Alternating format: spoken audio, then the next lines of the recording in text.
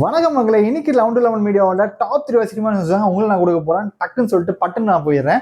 First என்ன பார்த்தீங்கன்னா, தமிழ் சினிமாவே ஒரு காலத்துல ஆண்ட நம்ம ஸ்ரீதேவி மேமோட பொண்ணுக்கு வந்து இந்த நிலைமையா சொல்லி எல்லாமே ஃபீல் பண்றாங்க. என்னன்னு பார்த்தீங்கன்னா, நம்ம ஸ்ரீதேவி மேமோட பொண்ணு வந்து தான் ஜான்வி கபூர்.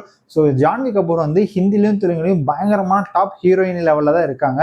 அவங்களுக்கு என்னன்னா படங்கள் வாய்ப்பு வந்துகிட்டே தான் இருக்கு. இப்பயும் வந்து தேவரான்னு சொல்லி ஒரு டாப் ஹீரோ கூட அந்த படத்தை பண்ணாங்க. தெலுங்குல பயங்கர ஹிட்.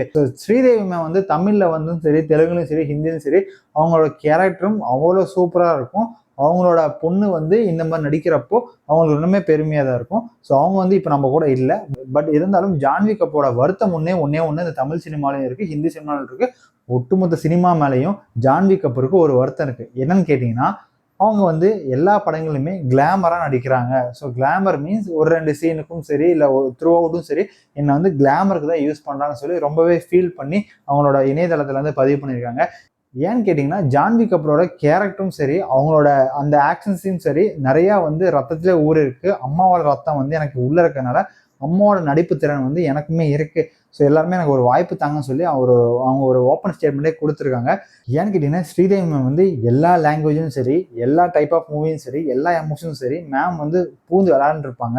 அதுவும் இங்கே தமிழில் வந்து முக்கியமாக ரஜினி சார், கமல் சார் கூட பெரிய ஜாம்பவாங்கள்கிட்டே அவங்க வந்து அவங்களோட எமோஷன் சீக்வன்ஸும் சரி, அவங்களோட லவ் சீக்வன்ஸும் சரி பயங்கரமா இருக்கும். அவங்களோட நடிப்பு திறன்ல ஒரு 10% கூட எனக்கு இருக்காதா என்ன அப்படின்னு சொல்லி ஜான்வி கபூர் ரொம்பவே ஃபீல் பண்ணி கேட்குறாங்க. அவங்களோட அடுத்தடுத்த பட வாய்ப்புகள் வந்து என்னன்னா, கிளாமர் நோக்கி இல்லாம எனக்கு வந்து என்னன்னா ஃபேமிலி ஓரியன்டட், இல்லை லவ் ஓரியன்டட், இந்த மாதிரி கிளாமர் இல்லாத சப்ஜெக்ட் வேணும்னு சொல்லி ரொம்பவே வேண்டி விரும்பி கேட்குறாங்க. எல்லாருமே என்ன அவங்களோட கிளாமர் சைடு மட்டும் தான் பார்க்குறாங்க. பட் எனக்குள்ள எங்கள் அம்மாவோட திறமை இருக்கு. ஸோ அந்த திறமையை நான் வந்து காமிக்கிறதுக்கு வெயிட் பண்ணிட்டு இருக்கேன்னு சொல்லி ஓப்பன் ஸ்டேட்மெண்டாகவே சொல்லியிருக்காங்க. ஸோ அவங்களோட அடுத்தடுத்த ப்ராஜெக்ட்டுக்கும் அவங்களோட அடுத்தடுத்த மூவுக்குமே எங்களோட 11 மீடியா சார்பாக வாழ்த்துக்கள் தெரிவிச்சுக்கோங்க மேம். ரெண்டாவது, ஐயா உங்களுக்கு 3ஆவது கல்யாணம் வர தேவையா அப்படின்னு சொல்லி மக்கள் எல்லாருமே கேட்குறாங்க. ஆமாங்க, நம்ம அமெரிக்கன் அவர்கள் வந்து என்னன்னா இப்போ 3ஆவது கல்யாணம் வர பண்ணி போறாரு. இவன் திருந்த மாட்டாண்டி அப்படின்னு லெவலில் தான் எல்லாருமே வந்து கலாய்ச்சிட்டு இருக்காங்க. ஏன்னா இவர் வந்து 1986 ஒரு கல்யாணம் பண்ணிட்டாருங்க, முதல் கல்யாணம். ஓகேவா? அந்த கல்யாணம் பண்ணிட்டு கொஞ்ச நாள் நல்லா தான் வாழ்ந்தாரு. மனசு என்ன பண்ணாருன்னு தெரியல, என்ன நினைச்சாருன்னு தெரியல. 2002 வந்து அவர் வந்து டைவர்ஸ் வாங்கிட்டாரு. ஸோ 2002 டைவர்ஸ் ஆனாரு, கம்முன்னு இருக்கணும். ஆனால் அவரோட டாப் ஹிட் மூவிஸ்னால் அப்போ தான் வந்துட்டு இருந்துச்சு. ஸோ அப்போயாச்சும் கம்முன்னு இருக்கணும். அப்போ இல்லாமல் இல்லை எனக்கு ஒரு வாழ்க்கை வேணும், ஏன்னா இப்போ தான் சம்பாதிச்சிட்டு இருக்கேன், ஸோ அந்த சம்பாதிப்பு வந்து இப்படியே போயிடக்கூடாது, அது வந்து என்னோட வம்சாவளிக்கும் போய் சேரணும்னு சொல்லி 2005 செகண்ட் கல்யாணம் பண்ணார். ஸோ செகண்ட் கல்யாணம் பண்ணுறப்போ அவங்க வந்து என்ன நல்லா தான் வாழ்ந்தாங்க. எனக்கு என்ன டவுட்னா, இவர் நல்ல மனுஷன், நல்ல படங்கள்லாம் பண்ணுறாரு. மேபி படங்களை பார்த்து நம்ம நல்ல மனுஷனா இல்லைன்னு சொல்லி நம்ம முடிவு பண்ண வேணாம். பட் இருந்தாலும் வந்து என்னன்னா, நம்மளோட பார்வையில் இந்த மனுஷனுக்கு என்ன குறை, இவங்களை விட்டுட்டு ஏன் அவங்கலாம் போகிறாங்க அப்படின்னு ஒரு கேள்வி வருது. இல்லை ஒரு பக்கம் என்னன்னா, இவர் தான் டார்ச்சர் பண்ணுறாரா, அந்த பொண்ணு நல்ல பொண்ணுங்களாங்கிறது எங்களுக்கு தெரியல. பட் இப்படி இருக்கிறப்போ 2005 கல்யாணம் பண்ணிட்டு 2021 வரையும் நல்லா வாழ்ந்திருக்காரு.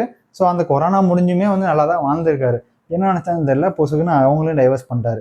இப்போ என்ன பார்த்தீங்கன்னா, ஜூலை 5 வந்து அவர் டேட்டு அனௌன்ஸ் பண்ணுறாங்க. எனக்கு வந்து 3ஆவது கல்யாணம். ஸோ 3ஆவது கல்யாணம் வந்து பெங்களூரை சேர்ந்த ஒரு பொண்ணாக தான் நான் கல்யாணம் பண்ணிக்க போகிறேன்னு சொல்லி ஓப்பன் ஸ்டேட்மெண்ட் கொடுத்துறாங்க. ஆனால் இந்த மாதிரி ஒரு நடிகரையும், இந்த மாதிரி ஒரு மனுஷன் நான் இது வரையும் பார்த்ததே இல்லைங்க.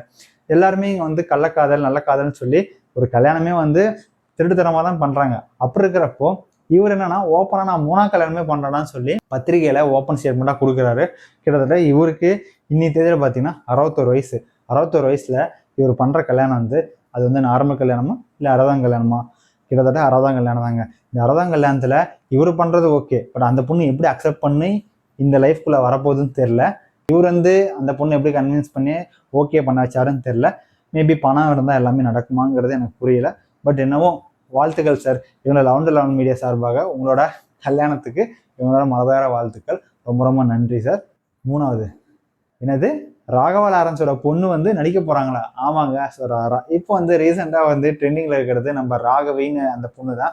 அந்த குட்டி பொண்ணு வந்து நம்ம ராகவா லாரன்ஸோட பொண்ணு.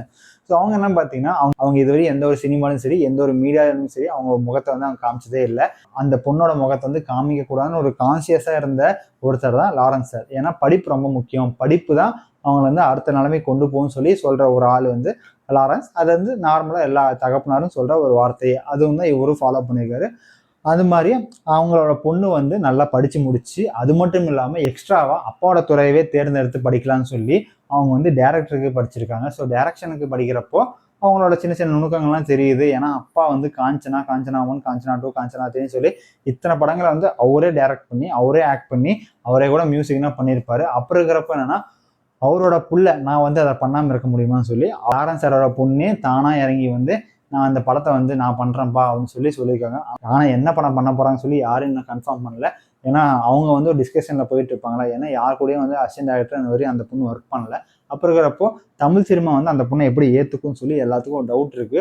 பட் இருந்தாலும் யாரும் ப்ரொடியூஸ் பண்ண வேணாம், யாரோட கதையும் தர வேணாம், தான் பொண்ணுக்கு என்னோட கதையவே தரேன், என்னோட பணத்தையே தரேன்னு சொல்லி ராகவா லாரன்ஸ் அவரே அவரோட சொந்த முயற்சியில் அவரோட சொந்த பணத்தில் அவரோட சொந்த கதையவே கொடுக்க போறாரு. அதுதான் காஞ்சனா 4. ஸோ காஞ்சனா 4 வந்து அவங்களோட பொண்ணு ராகவியோட இயக்கத்தில் வரத்துக்கு வாய்ப்பு இருக்கு. இல்லையா அந்த பணம் வந்து பாதி முடிகிற கட்டத்தில் இருந்தாலும் ராகவியோட பங்களிப்பு வந்து அதில் கொஞ்சம் நிறையாவே இருக்கும். ஏன்னா அசிஸ்டன்ட் டைரக்டராக ஒர்க் பண்ணாத ஒரு பொண்ணு வந்து எப்படி நம்பி யார் கதை கொடுப்பாங்க, யார் காசு கொடுப்பாங்க? அப்படி இருக்கிறப்போ ராகவியே தானாக வந்து அவங்க அப்பாவோட கதையை எடுத்து இயக்கி அவங்களே ரிலீஸ் பண்ணால் கொஞ்சம் நல்லாயிருக்கும். ஸோ வெயிட் பண்ணி பார்க்கலாம். ராகவியோட அந்த முயற்சிக்கு எங்களோட 11 to 11 மீடியா சார்பாக வாழ்த்துக்கள் தெரிவிச்சிருக்கோம் சிஸ்டர். உங்களோட அடுத்தடுத்த மூவுக்கும் அடுத்தடுத்த வீட்டுக்கும் எங்களோட 11 to 11 மீடியா சார்பாக வாழ்த்துக்கள் தெரிவிச்சிருக்கோம். இந்த வீடியோ கடைசி பார்த்ததுக்கு ரொம்ப ரொம்ப நன்றி. தேங்க்ஸ் ஃபார் வாட்சிங். பாய்.